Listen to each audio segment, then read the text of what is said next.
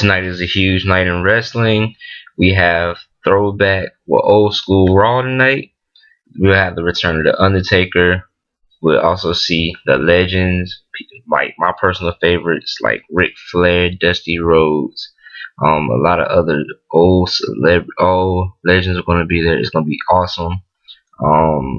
Hacksaw Jim Duggan going to be there. I wonder what he's going to do. I bet it's going to have something to do with Jack Swagger, of course. But I'm eager to watch that tonight, and of course CM Punk. Um, for for wrestling fans that talk bad about him, but you have to realize that if he's not on Raw, you don't have nothing to hate besides probably Jack Swagger. But most of you people I know agree with him. So, anyways, um, I'm looking forward to watching Raw tonight. It should be a pretty decent show. We're gonna we're gonna see what happens. Hopefully the dead man is there. You'd see Undertaker because I know everybody loves him just as much as I do. So seeing Undertaker would be a good thing. Triple H is going to be there, and I never thought that this would be an advertising point. The WWE Champion is going to be on Raw tonight live. Wow, we didn't have to advertise that when CM Punk was the WWE champ, or when John Cena was the WWE champ, when The Miz was the WWE champ. We didn't have to broadcast this, but since our champ now is a Hollywood actor that shows up whenever he feels like it, we have to advertise now that the WWE champion is going to be on TV tonight in the WWE ring. And I saw this Twitter poll today about which member of the Shield would be most likely to be successful, and most of the people I've seen said Dean Ambrose and Seth Rollins. Seth Rollins is gonna have a good career as a face, but Dean Ambrose, I tell you, I love most heels. If you can be a heel and be extremely good at it, then I love you. But other wrestlers doesn't know how to be a heel. So to me, Dean Ambrose is the best member of the Shield. When they first appeared, Dean Ambrose trended worldwide. People don't know that when the Shield first showed up on TV, Dean Ambrose is already known, and people really don't know this. Last year at WrestleMania, when Mick Foley was confronted by that wrestler, that was Dean Ambrose attacking Mick Foley at a little event for WrestleMania. It was really crazy. If you don't remember it, it's on YouTube. Mick Foley gets confronted by Dean Ambrose, and it was a little much, but still it was good. So Dean Ambrose to me is the man from the show that's gonna be that he's gonna be a star. And the reason I know he's gonna be a star because he's been endorsed by William Regal. He's been endorsed by CM Punk. I mean, when the show breaks up, Dean Ambrose, you just know he's gonna be a bona fide superstar. And I can't wait for that day. Well, I can wait, but Dean Ambrose, I'm telling you, he is the truth. Another thing going on with wrestling right now is Hulk Hogan is trying to get on the WrestleMania card, which I highly doubt is going to happen. So I'm not even gonna waste any more time talking about that. But anyways, I might as well go ahead and get my sports stuff out the way now too. Joe Flacco just signed a $120 million deal, which guarantees him $52 million. So basically, he's overpaid. He's way overpaid. I mean, when you think about it, and I heard him say on an interview a few minutes ago that it wasn't about the money, it's about being respected. If it's not about the money, why would you take over $120 million if you know you're not worth it? Well, or if you feel that it's just about respect, and now you put your franchise in a bad situation because now they can't re-sign a lot of the players. So you might not see Ed Reed in a Baltimore Raven uniform. You may not see Paul Kruger in a Raven uniform. Darnell Ellery, you might not see him in a Ravens uniform.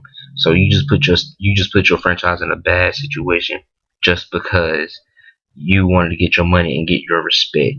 How about the respect that you won't make the playoffs because now you don't have key pieces around you to help you, and now you have your franchise struggling to figure out who they want back, who they're going to release. And you put somebody like Ed Reed, a bona fide Hall of Famer, in a situation where his career is up in the air because if you would have took less money, if you took around, I thought about it, he'd be around the 90-95 million range, at the most 100 million.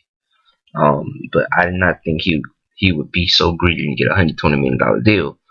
And if you're Ed Reed, you don't know what your career is going to end up at now because the Ravens don't have enough money to sign you and the other pieces. You're older. But if I feel that if you're a bona fide star Hall of Famer, you should finish your career with the team you started off on. A la Michael Strahan, a la Ray Lewis. I mean, it's just the right way to do things. You finish with the team you started with. But obviously, Flacco doesn't think so. So Flacco just ruined what would have been a very, very formidable team without Ray Lewis next year. Um, Ryan Kelly came back this weekend. Ryan Kelly put on a show. Put up 36 points. To me, Duke should be the favorite to win the national championship. It's not because I'm biased, but it's because they were undefeated with them. And then teams that are in the title hunt, Duke beat them with Ryan Kelly.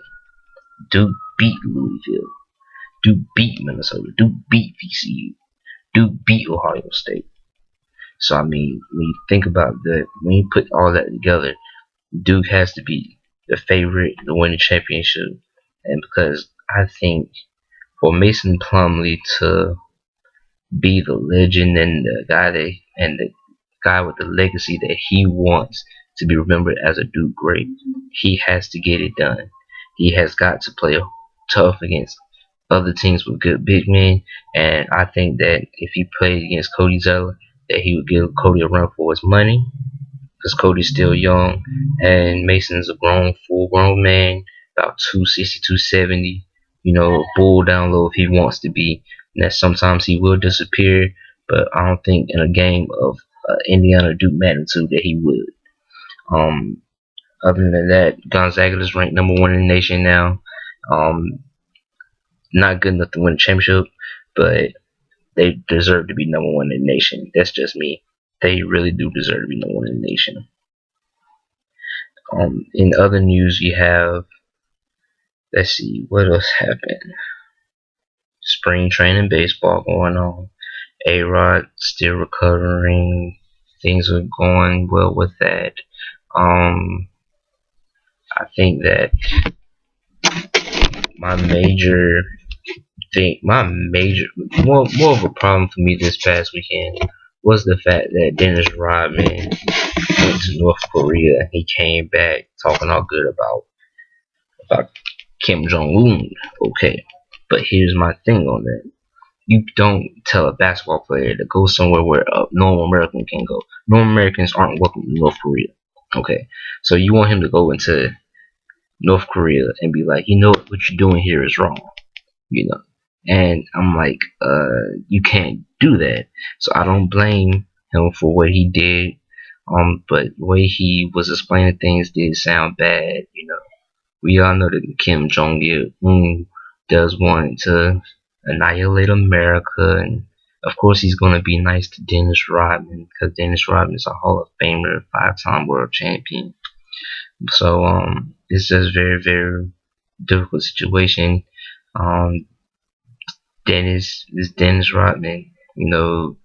He said he doesn't like the way things ran down there in North Korea, but the fact that he's talked about it kind of messes it all up. But Dennis is Dennis. He's off the wall, and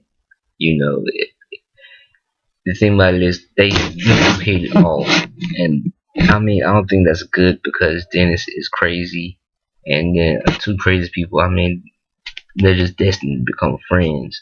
I can't wait to see what happens with this. And this is about all I have for this week.